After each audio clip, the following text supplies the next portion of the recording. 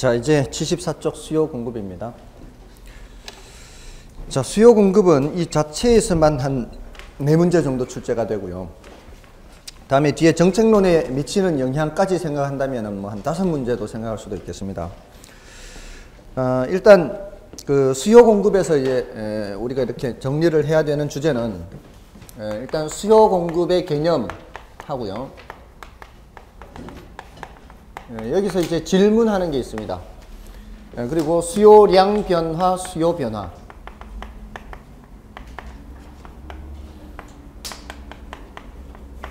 자, 이 개념을 구분해서 묻습니다. 거기에 대응해서 공급량 변화, 공급 변화가 있겠죠. 수요와 공급은 항상 이렇게 세트로 나온다라고 생각하시면 돼요. 자, 이 시장이라는 무대에 수요자들이 등장하고 공급자들이 등장해서요, 이 연기를 하는 거라고 생각하시면 돼요.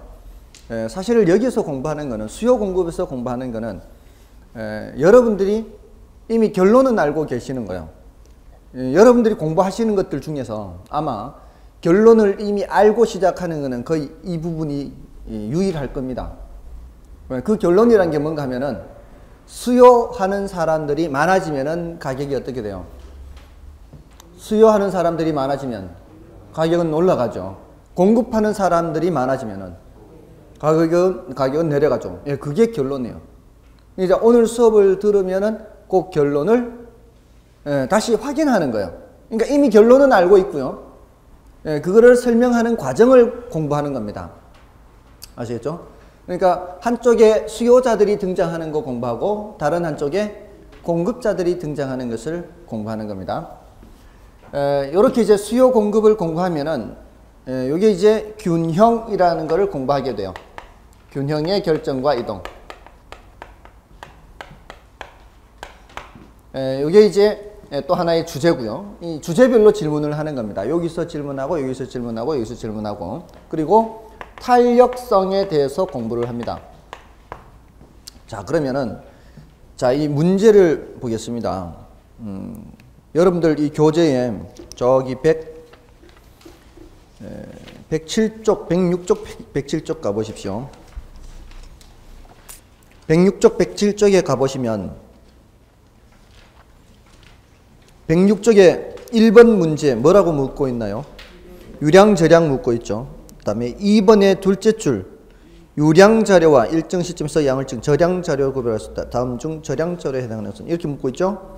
3번 문제 보세요. 오른쪽에 유량 변수와 저량 변수가 옳게 묶인 것은. 4번 문제 보세요. 저량 경제 변수는 모두 몇 개인가? 어떻습니까? 지금 문제를 풀지는 않아도요, 무엇을 자주 묻는지 확인할 수 있죠. 이게 최근 10년간 질문입니다. 그리고 그 밑에 5번부터는 뭐라고 돼 있어요? 수요의 변화 요인과 수요량의 변화 요인, 이렇게 나오고 있죠. 다음에 넘어가 보십시오. 6번에 5번 지문을 보세요. 5번 지문. 다른 지문 보지 마시고 일단은 5번 지문이 수요 곡선의 이동으로 인해 수요량이 변하는 경우에 이를 부동산 수요량의 변화라고 한다. 이게 틀린 지문인데요. 수요의 변화라고 한다. 이렇게 해야 돼. 양자를 붙이면 안 돼요. 그 양자가 있느냐 없느냐가 굉장히 중요하다는 이 말이에요. 다음에 또 7번도 뭐라고 돼 있어요? 수요 변화를 가져오는 요인으로 틀린 것은 이렇게 돼 있죠. 수요량 변화와 수요 변화의 차이를 말하는 거요. 다음에 8번은 이제 공급 결정 요인을 말하는 것이고요. 이제 수요 있으면 공급이죠. 공급은 한 문제밖에 없죠. 다음에 오른쪽에 9번을 가시면은 여기서 수요 곡선 D0를 D1으로 이동시킬 수 있는 요인은 이렇게 묻고 있죠. 결국 수요 변화를 말하는 거예요. 넘어가시면은 10번은 수요 공급이 함께 얘기가 나오고 있고요. 다음에 11번, 12번까지가 이제 공급에 대한 문제가 약간 있고요. 13번은 뭐예요? 균형 임대료와 균형 거래량 나오고 있죠. 지금 뭐로 넘어가고 있습니까? 균형으로 넘어가고 있죠. 균형의 결정과 이동. 또 14번에 특정 주거지역에 있는 아파트 임대료를 상승시키는 요인, 이렇게 나오고 있죠. 그 임대료를 상승시킨다는 게 이게 균형 임대료를 상승시킨다는 얘기고요. 15번 시장 균형 가격을 하락시킬 수 있는 시장 균형 나오고 있죠. 16번 이것도 마찬가지요. 이게 균형 가격의 변화가 단기, 장기를 말하는 거예요. 자, 이런 식으로 17번 요거는 난이도가 약간 높아요. 요거는. 다음에 18번도 균형 가격, 균형 거래량 얘기가 나오고 있죠. 그렇죠? 19번도 그런 얘기예요. 탄력성도 이제 나오면서 19번부터 이제 탄력성이 나오면서 그런 얘기가 나와요. 19번, 20번, 21번 전부 다 계속 무슨 얘기 나오고 있습니까? 계속 탄력성 얘기 나오죠. 어떻습니까? 어디까지? 29번, 28번까지인가요? 28번까지 탄력성 얘기 나오고 있습니다. 그죠? 그 다음에 29번부터 계산 문제죠. 29, 30, 31 계산 문제. 예, 10문제죠. 최근 10년간 계산 문제가 지금 10문제 가까이 4분의 1. 4문제가 출제되면 한 문제는 계산 문제란 말이에요. 그게 주로 탄력성에서 많이 나오고요. 균형의 결정 이동에서 나온단 말이에요. 이 비중이 작지가 않습니다. 이 부분은 난이도도 높지만 중요도도 높습니다. 자, 그러니까 여러분들은 제가 기출문제를 굉장히 많이 강조를 해드렸는데 이 기출문제집을 따로 살 필요 없어요. 여러분들은 이게 기출문제집이에요. 그냥 여기 이제 수록되어 있는 게. 그러니까 이걸 보시면은 어디에서 많이 출제됐다 확인하실 수 있잖아요. 그거를 평소에 준비를 해야 되는 거죠. 예. 자, 일단 이 문제를 보셨으니까 다른 거 별로 질문하는 게 없구나 아실 수 있죠. 지금 여기에 적어드린 주제 외에 질문하는 게 별로 없어요. 그 예외적으로 몇 개 질문하는 거는 따로 조금만 보완하면 된다 이 말입니다. 먼저 이제 수요 공급 개념부터 보겠습니다. 수요 개념. 수요라고 하는 것을 학자들은 조금 추상적으로 얘기를 해요. 그리고 수요라고 하는 것을 추상적으로 얘기해 놓고 나서 수요량이라는 것을 얘기합니다. 수요량 하면은 이제 수요의 크기를 수량으로 나타낸 거예요. 근데 어떻게 추상적으로 얘기하는가 하면은 이 수요라는 것을 일정 기간 동안 구매하고자 하는 욕구, 이렇게 좀 추상적으로 얘기합니다. 일정 기간 동안 구매하고자 하는 욕구. 여기 지금 일정 기간 동안이라고 얘기를 하고 있죠. 이 개념을 우리는 유량 개념이라고 그래요. 유량. 이 유자가 흐를 유자예요. 일정 기간 동안 할 때. 영어로는 이걸 flow라 그래요. flow란 단어 들어보셨나요? 이 flow는 흐르다 이런 뜻이죠. 이 유자가 흐를 유자입니다. 근데 여기에 대응하는 개념이 저량이라는 개념이에요. 저량 개념. 요건 영어로는 이제 스톡이라고 하는데요. 스톡이라는 게 저량이란 뜻도 있고요. 그리고 주식이란 뜻도 있습니다. 여기서는 저량이란 뜻으로 쓰여요. 그러니까 스톡이라는 단어가. 자, 요거는 일정 시점을 전제로 해서 측정하는 거고요. 이거는 일정 기간을 전제로 해서 측정하는 겁니다. 이 저자가 저수지 할 때 그 저자예요. 저수지 생각하면 쉬워요, 사실은. 저수지에 1월 1일 현재 가득 차 있었어요. 근데 수문을 딱 여는 순간 어떻게 합니까? 수문을 여는 순간 물이 흘러나오겠죠. 자, 24시간 지날 때마다 사진을 찰칵찰칵 찍습니다. 수문을 계속 열어놓은 채로. 24시간 지날 때마다 사진을 찰칵찰칵 찍으면은 24시간 지났을 때 그 당시의 수량, 그 당시에 저수지에 있는 양, 존재하는 양, 그거는 저량 개념이에요. 그러면 처음에 가득 차서 24시간 동안 흘러나간 양, 그건 뭐예요? 그건 유량이다 이 말이에요. 아시겠죠? 그러니까 유량을 측정하려면 반드시 시점과 시점 사이인 기간을 알아야만 측정할 수가 있는 거예요. 저량은 일정 시점을 전제로 하는 겁니다. 요거를 구별해서 묻는다는 거예요. 그래서 아까 보셨잖아요. 다음 중 저량 변수는 모두 몇 개인가? 다음 중 유량 변수로 짝지은 것은? 요런 식으로 묻는단 말이에요. 그래서 그거를 구별할 수 있을 정도로 해야 돼요. 근데 다만 지금 단계에서는 그걸 외우거나 할 수는 없어요. 외우지 마시고 나중에 숙달되면은 그 쉽게 이해가 되는 게 있고요. 이해가 안 되는 게 있어요. 이해되는 거는 굳이 외울 필요가 없고요. 이해 안 되는 것만 몇 개 체크해서 외우면 되겠죠. 그래서 지금 단계에서는 굳이 외우려고 하지 마시고 다만 이렇게 생각을 해보세요. 많이 나오는 것이 소득이 많이 나와요. 소득. 소득은 유량 개념으로 측정할까요? 저량 개념으로 측정할까요? 요거는 유량으로 측정합니다. 그러니까 소득이 1,000만 원이다 하면은 이 1,000만 원이 많은지 적은지 알 수 없어요.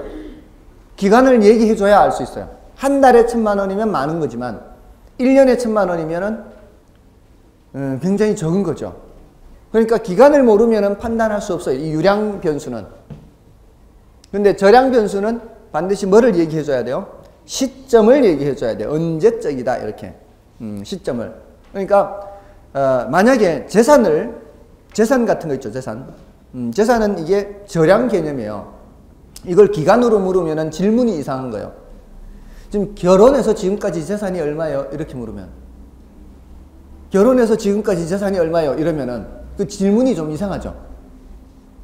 물론 결혼해서 지금까지 계속 갖고 있는 게 하나도 없었다면은 대답하기가 쉽고 또 계속 많았다면 대답하기가 쉽겠지만 보통은 어떻습니까? 결혼할 때 딸랑 단칸방에서 시작해가지고 지금은 집이 몇 채고 뭐 이런 식으로 얘기한다면은 그때 계속 바뀌었을 거 아니에요. 재산 같은 거는 뭐를 반드시 정해줘서 물어야 돼요. 시점을 정해줘서 물어야 돼요. 결혼할 때 얼마의 재산으로 시작했어요? 지금은 얼마나 있어요? 이렇게. 그러니까 재산 개념은 저량 개념이고 소득 개념은 유량 개념이에요. 아시겠죠? 그런 식으로 구별을 해서 물으니까 그걸 대답을 할 수가 있어야 되는데, 자, 이 하나만 알면은 사실은요, 나머지도 유추할 수 있어요. 유추라는 단어 뜻 말씀을 드렸죠. 미루어 짐작하는 거요. 그러니까 소득하면은 유량 개념이니까 총소득하든 순소득하든 순영업소득하든 월소득하든 뭔 소득이란 단어는 전부 다 유량 개념이 나오는 거예요. 그렇죠? 또 재산이 저량 개념이니까 재산, 자산 이거 다 같은 개념이거든요. 근데 자산이라고 하는 것은 부채를 포함한 개념이에요. 부채를 포함한 개념. 그러니까 자산에 부채가 포함되어 있기 때문에 순자산 개념은 자산에서 뭐를 빼야 되는 상태예요? 부채를 빼야 순자산이 나오는 거예요. 그러니까 부채, 순자산, 자산 이런 개념은 전부 다 무슨 개념이에요? 전부 다 저량 개념이에요. 같은 묶음으로 묶어서 기억을 해야 되는 거죠. 그러면은 암기할 것이 많이 줄어든다 이 말이에요.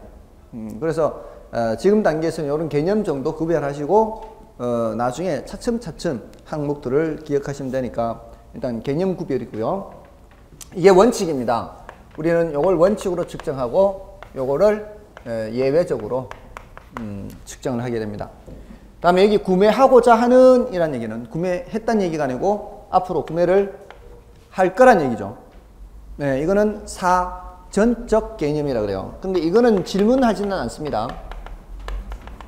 네, 여기에 대응하는 개념은 사후적 개념이고,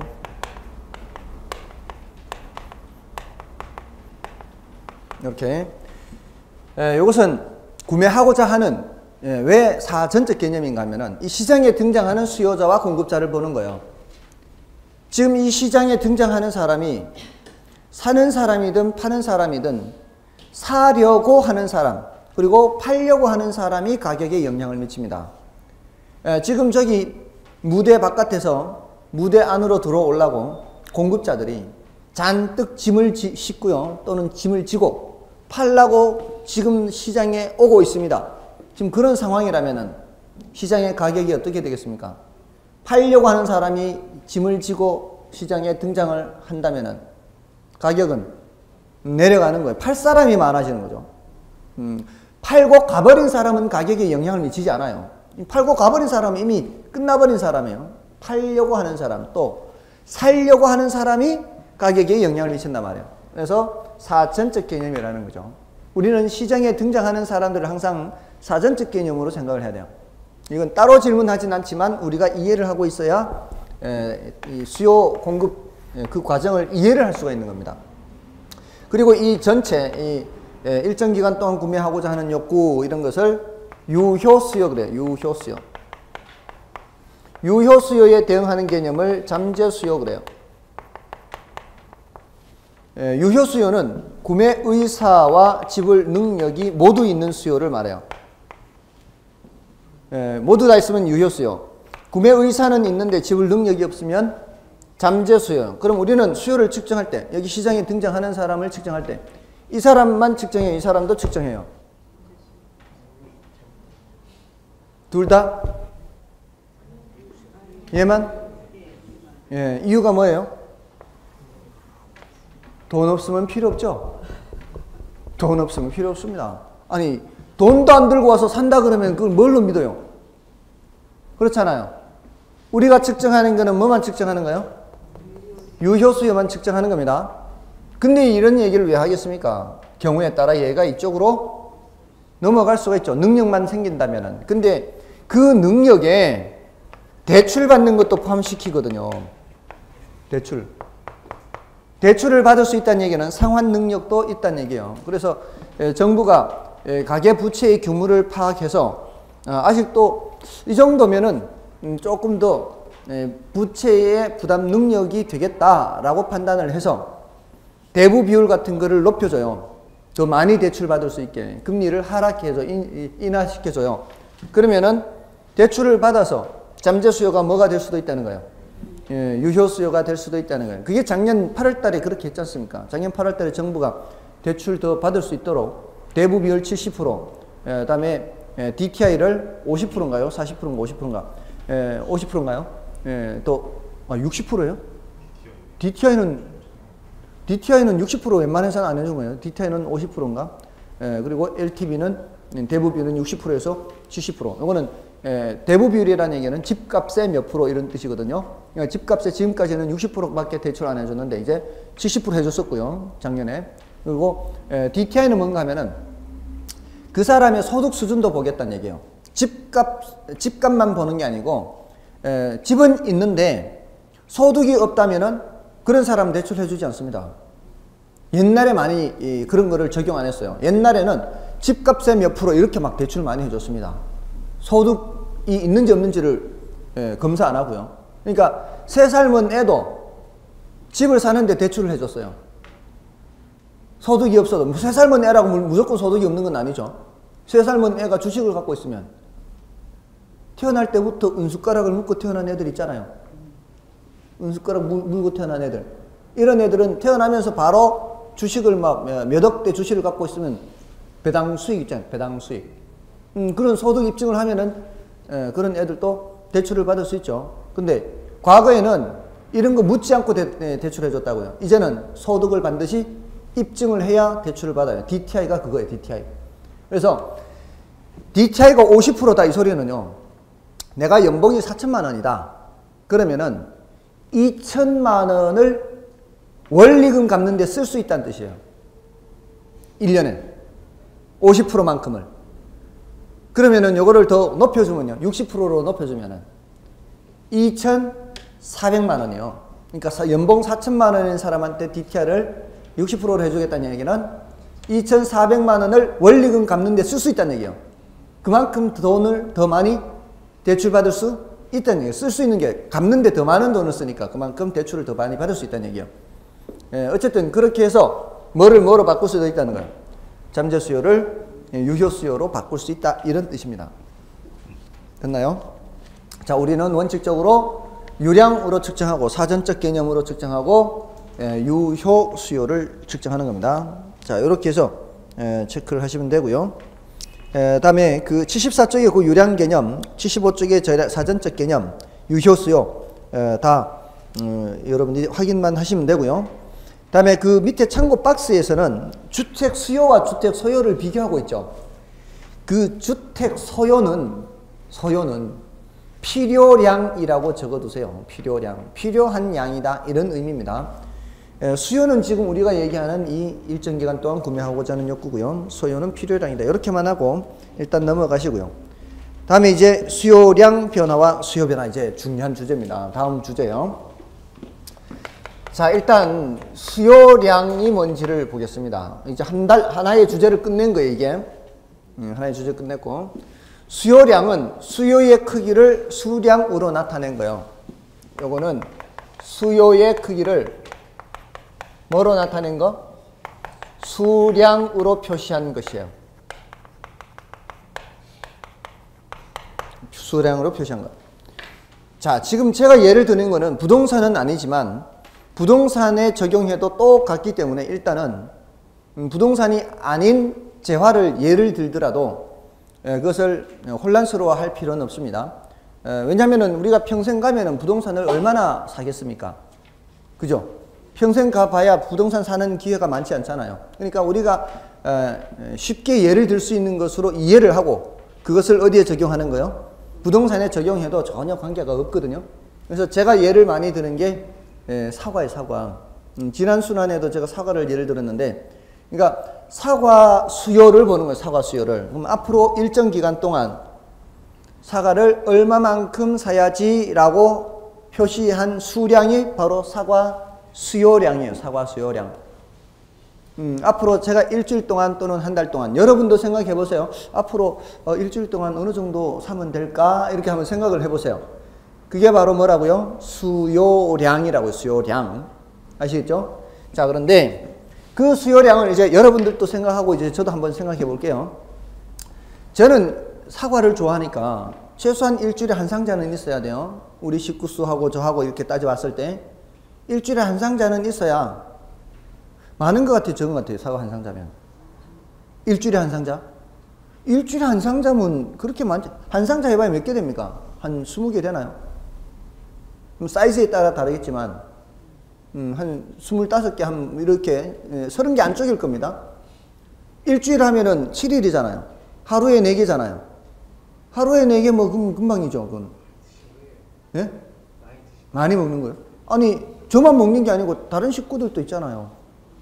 저는 앉은 자리에서 바로 한 개요. 앉은 자리에 바로 한 개입니다, 사과가. 사과 한 개 같은 거는 우습습니다. 괜찮아요? 예.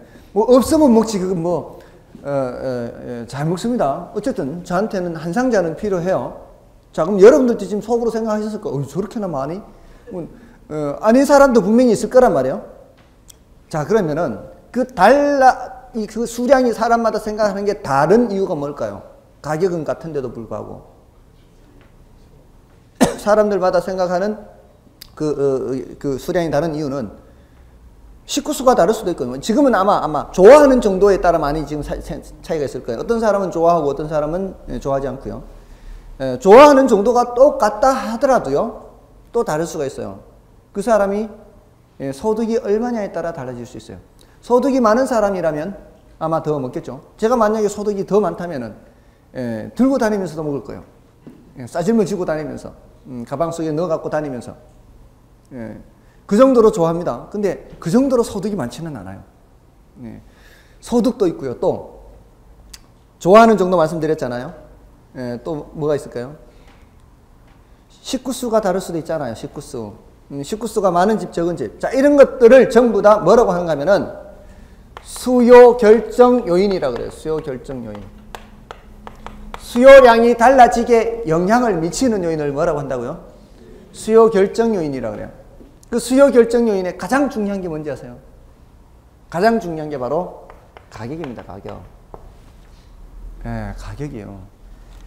가격이 비싸지면은 수요량이 줄어들고요. 가격이 싸지면은 가격이 올라가는 겁니다. 가장 중요한 겁니다, 이게. 이거 말고 그 다음으로 중요한 게 소득이에요, 소득. 그 다음으로 중요한 게 관련재 가격이에요.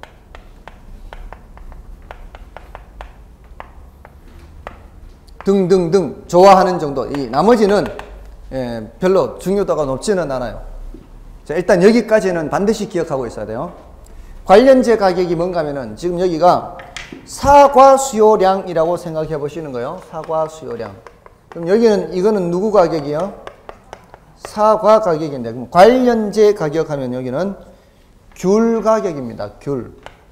여기는 귤 가격이에요. 제가 사과를 참 좋아는 하는데 그렇다가 귤을 안 먹는 게 아니죠. 귤도 좋아합니다. 저는 과일을 대체로 좋아하는 편입니다.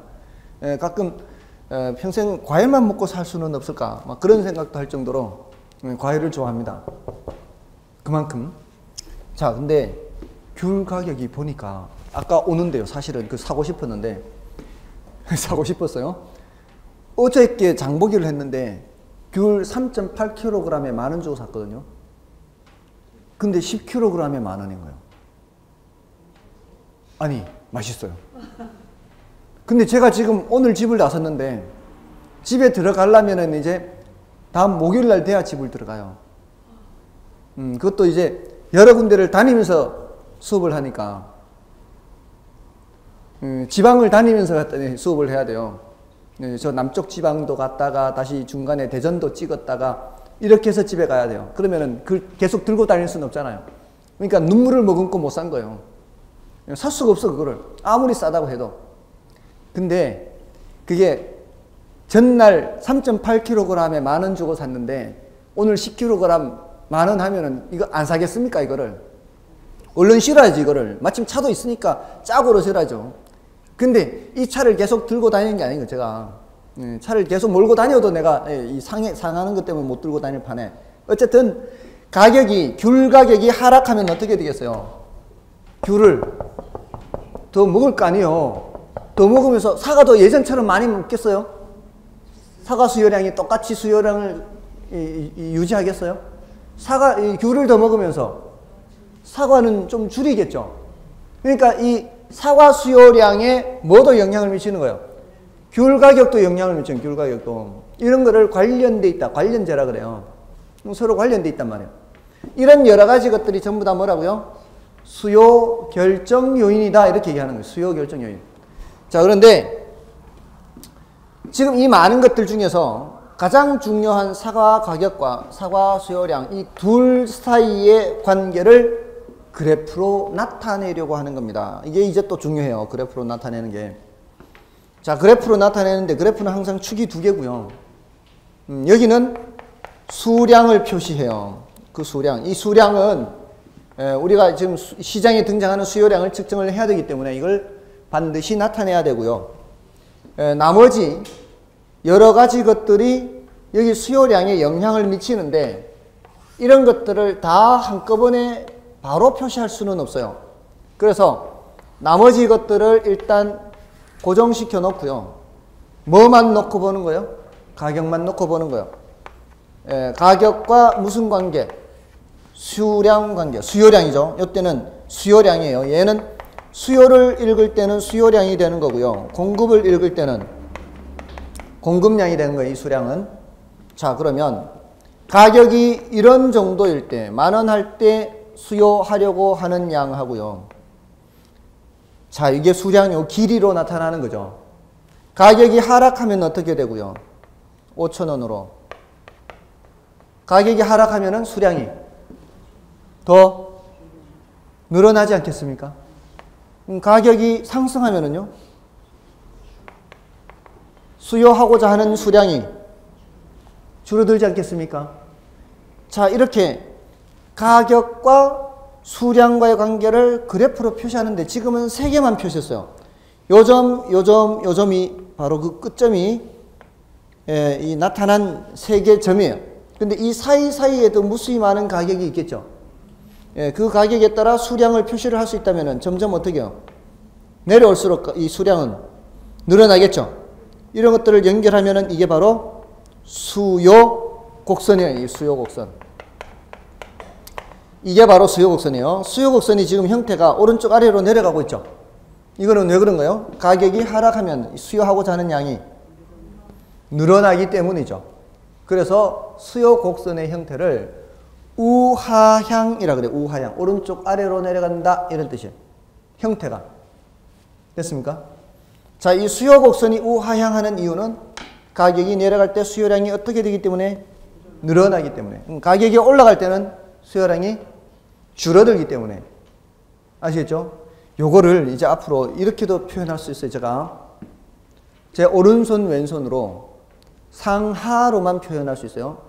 가격이 올라갈 때는 수요량이 줄어들고요. 내려가고요. 가격이 내려갈 때는 수요량이 증가하고요. 올라가고요.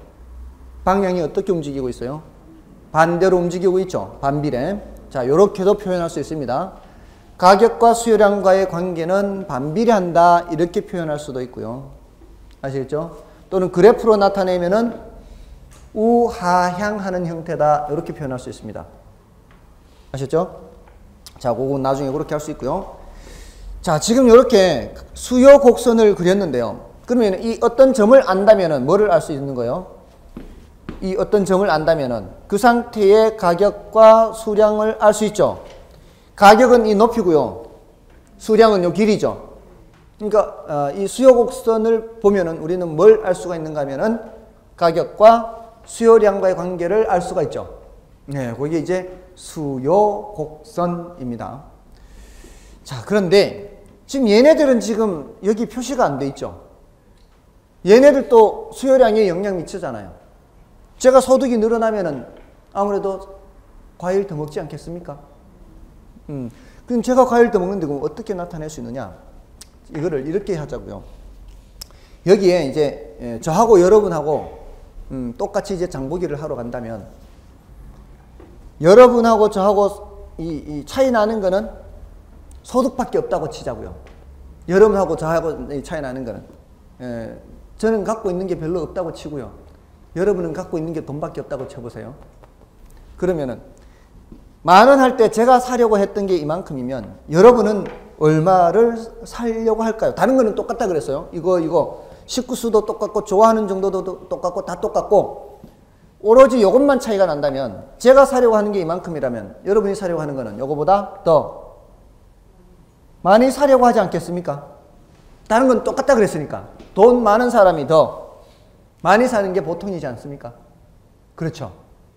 자, 그런데 가격이 5,000원 할 때 또 같이 갔어요.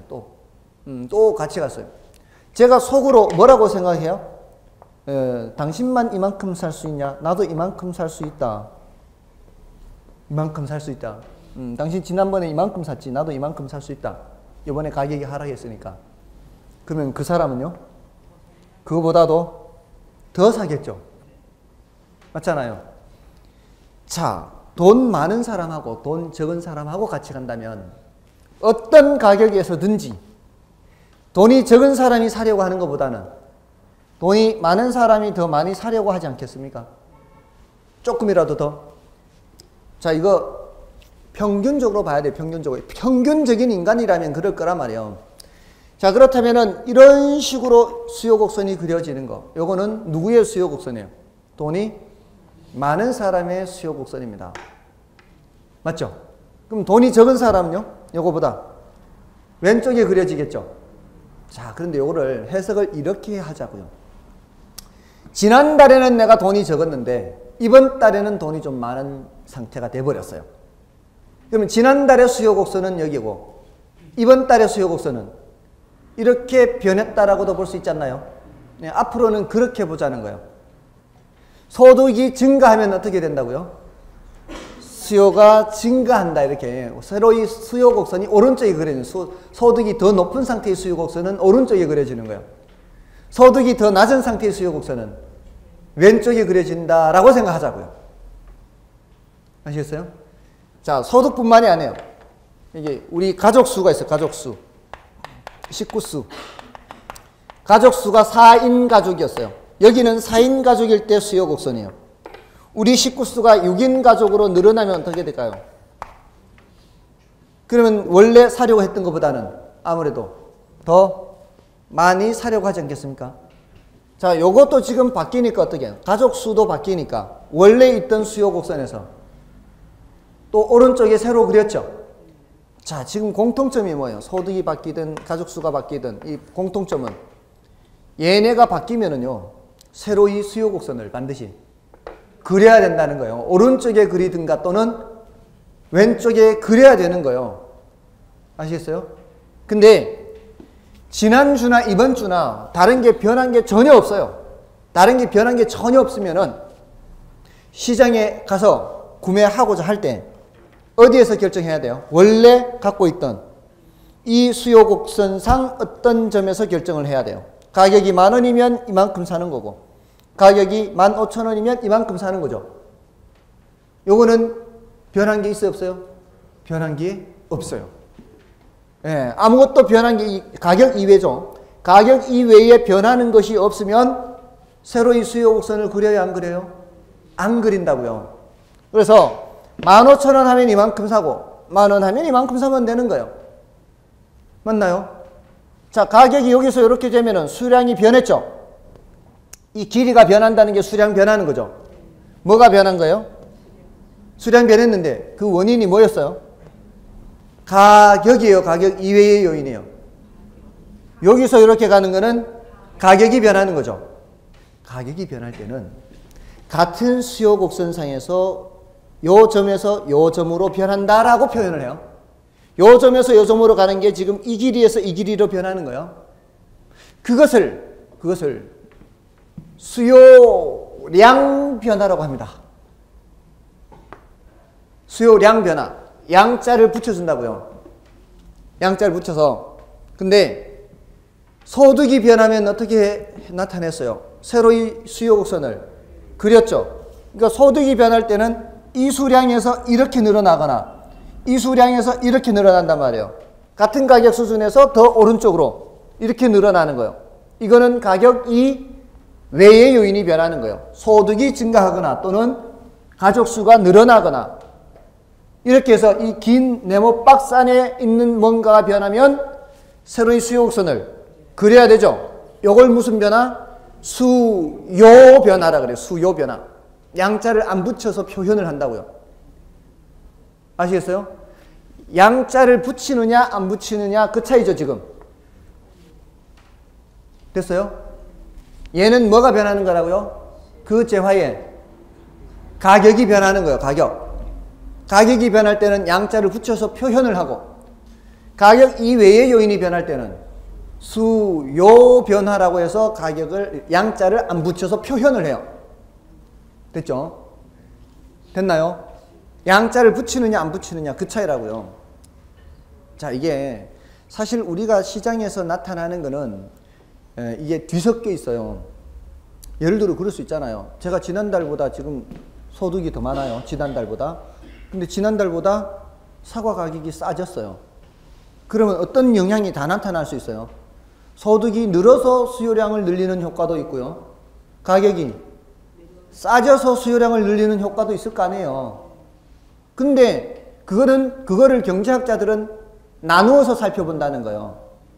가격이 내려가서 수요하고자 하는 수량 변한 거는 수요량 변화라고 하고 소득이 늘어나서 수요하고자 하는 양이 늘은 것은 수요 변화라고 표현을 한다는 거예요. 근데 그 수요 변화는 같은 가격 수준에서 이렇게 늘어난 것을 말하는 거고요. 수요량 변화는 이 높이가 다른 거예요. 높이가. 예를 들어서 제가 지난달에는 이만큼 샀어요. 이게 한 개. 이번 달에는 이만큼에서 이게 세 개. 그럼 자 여기에 두 개라고 치면은 지난달은 여기인데 이번 달은 여기란 말이에요. 이 소리가 뭔 소리예요? 지난달은 여기였는데 이번 달은 여기란 얘기가. 여기에서 이렇게 왔다가 여기서 이렇게 두 가지로 해석하자는 거예요. 여기에서 이렇게 오는 건 뭐고요? 가격이 하락해서 한 상자 늘렸고요. 여기서 이렇게 가는 거는 소득이 늘어서 한 상자 더 늘린 것도 있다 이 말이에요. 그래서 모두 몇 상자 늘린 거예요? 모두 두 상자 는 한 상자 수요하다가 한 상자에서 세 상자로, 여기 지금 한 상자에서 여기 세 상자로 간 거는 모두 두 상자 늘었잖아요. 그 중에 한 상자는 가격이 하락해서 수요량을 늘린 거고 그 중에 한 상자는 소득이 늘어서 한 상자 더 늘린 거고. 됐나요? 근데 소득이 늘어서 수요하고자 하는 양이 변하는 경우에는 수요 곡선 자체가 달라. 수요 곡선 자체가 이 수요 곡선에서 이 수요 곡선으로 맞나요? 요건 무슨 변화? 수요 변화. 같은 수요 곡선상에서 점의 변화는 수요량 변화. 이렇게 굉장히 중요한 거예요. 자 보세요. 어떻게 질문하는가 하면은 자 이제 가끔가다 이렇게 한 문제를 체크해 볼게요. 얼마나 문제 같지도 않은 문제인지 한번 확인해 볼게요. 우리 기출 문제가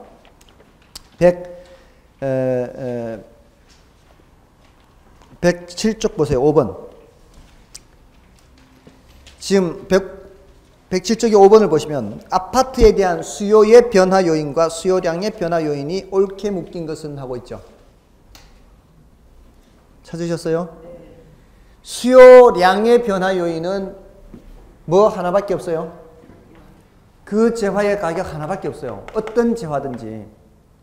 사과 시장에서는 사과 가격이고 아파트 시장에서는 아파트 가격이고 부동산 시장에서는 부동산 가격이고 오직 한 개밖에 없어요. 그럼 자 보세요. 왼쪽보다는 오른쪽이 더 쉽죠. 수요량의 변화 요인은 뭐밖에 없다고요? 가격인데 누구 가격이 지금 무슨 시장에서 보고 있어요 지금? 아파트에 대한 수요 변화 요인과 수요량 변화 요인이라고 했잖아요. 그럼 뭐밖에 없어요? 아파트 가격밖에 없잖아요. 답은 뭐밖에 없어요? 3번밖에 없어요. 왼쪽 볼 필요도 없다고요. 뭔 뜻인지 아시겠어요? 아파트 시장에서는 아파트 수요량 변화는 아파트 가격밖에 없다고. 사과 시장에서는 사과 수요량 변화는 사과 가격 하나밖에 없다고요. 그렇잖아요. 근데 이런 거를 틀린다면 이거는 좀 문제가 있는 거죠. 근데요, 넘어가 보세요. 넘어가 보시면 7번 문제 보세요. 7번 문제. 아파트 매매 시장에서 수요 변화를 가져오는 요인으로 틀린 것은 했죠. 또 아파트 매매 시장에서 수요 변화를 가져오는 요인으로 틀린 것은 했어요. 뭘까요? 1번은 수요량 변화잖아요. 예? 근데 이게 몇 회예요, 이게? 18회죠. 5번 문제 보세요. 이게 몇 회인가? 5번 문제. 19회죠. 예, 전년도 출제됐던 게 지금 똑같이 나온 거나 다름없어요. 근데 틀린다는 거는 이거는 굉장히 심각한 문제예요, 이거는. 이런 문제가 한두 개가 아니에요. 전년도에 나왔던 게 다시 나오는 경우가 한두 군데가 아니에요. 엄청 많습니다. 그런 문제가. 아시겠어요? 앞으로 가면서 이 입증을 보여드릴 거예요, 계속. 나왔던 게 또 나오는 것을. 자, 이런 식으로 물으니까 이거 꼭 체크를 해야 되고요. 자, 이제 정리. 두 번째 중요한 주제를 한 거예요, 지금. 수요 공급 개념, 여기 중요한 주제 했고요. 그 다음에 요 개념 중요한 주제 했어요. 수요량 변화와 무슨 변화라고요? 수요 변화라고요. 자, 수요량 변화는 그 재화에 뭐가 변한다고요? 그 재화 가격 변화예요. 요거는요? 그 재화 가격 외의 변화, 외의 변화. 요거는 같은 수요 곡선상에서 점의 변화라 그래요. 점의 변화. 점의 변화. 어떤 점에서 어떤 점, 같은 수요 곡선상에서 이 점에서 이 점 이런 식으로. 이 점에서 이 점으로 가는 것도 뭐예요? 이 점에서 이 점으로 가는 것도 같은 수요 곡선상에서 점의 변화죠. 이거는 뭐예요? 수요량 변화예요. 같은 수요 곡선상에서. 수요 곡선 자체가 이동하는 것은 수요 변화. 이렇게. 그러니까 이거는 선의 변화라 할 수 있어요. 선의 변화. 변화는 증가가 있고 감소가 있어요. 증가는 어느 쪽으로? 오른쪽, 우측이고요. 감소는 좌측, 왼쪽입니다. 여기도 증가는 어느 쪽이고요? 증가는 우측이고요. 감소는 좌측, 왼쪽이에요. 자, 그러면 이렇게 읽어요. 수요량 증가, 수요량 감소가 있고요. 수요 증가, 수요 감소가 있습니다. 됐어요? 자, 여기서 이렇게 오는 건 뭐예요, 그러면? 수요량 증가, 오른쪽. 지금 좌우만 보고 있죠. 상하는 안 보고 있죠. 여기서 이렇게 오는 게 오른쪽이죠. 같은 수요 곡선상의 점이죠. 그럼 뭐예요? 수요량 증가. 맞나요? 요 점에서 요 점으로 가면은 수요량 감소. 이렇게. 자, 여기에서 이렇게 가면은 오른쪽이 왼쪽이에요? 오른쪽이죠. 뭐예요, 이건? 수요 증가. 여기서 이렇게 가는 거는 수요 감소. 이렇게 된다 이 말입니다. 됐죠? 자, 그러면서 동시에 뭐를 생각해야 되는가 하면은 여기에서 이렇게 세로 선이 그려지거나 여기서 이렇게 세로 선이 그려지면은 얘네들 중에 누군가가 변했다라고 봐야 돼요. 얘네들 중에. 만약에 여기서 이렇게 했는데 소득이 변했다면은 아, 소득이 증가했겠구나. 여기서 이렇게 변했는데 식구수가 변했다 그러면 아, 식구수가 늘었겠구나. 이렇게 생각해야 된다고요. 아시겠어요? 우리 부동산에서는 부동산 수요 곡선이 이렇게 갔다. 그러면 이자율이 하락했을까요? 이자율이 올라갔을까요? 지금 이거는 수요가 증가죠. 그러면 이자율이 하락했겠구나 이렇게 생각할 수 있다는 거죠. 거꾸로. 됐나요? 또는 그 지역의 인구가 이렇게 됐다면 그 지역의 인구가 증가했겠구나 이렇게. 뭔지 아시겠죠? 그렇게 생각을 할 수가 있다는 겁니다. 그러면 수요가 증가하는 거니까. 이게 오른쪽으로 간 건 뭐예요? 수요가 증가하는데 그 재화의 가격이요? 가격 외의 요인이에요? 가격 외의 요인이란 말이에요. 가격 외의 요인이 많다고요. 그 지역의 인구가 증가할 수도 있고 그 지역의 소득 수준이 증가할 수도 있고 그 지역에 앞으로 개발될 거다라는 소문이 돌 수도 있고 많잖아요. 그런 여러 가지 이유에 의해서 수요가 증가할 수 있는 겁니다. 가격 이외에. 그 저의 가격 이외에. 됐죠? 됐습니다. 아주 중요한 걸 지금 말씀을 드렸고요. 지금 이게 이제 그 공급하고 그대로 대칭적으로 가면 되는데요. 자, 일단 그 몇 가지 좀 정리를 해볼까요? 정리는 좀 쉬고 하겠습니다. 좀 쉬고. 안 지우셔도 됩니다, 이거.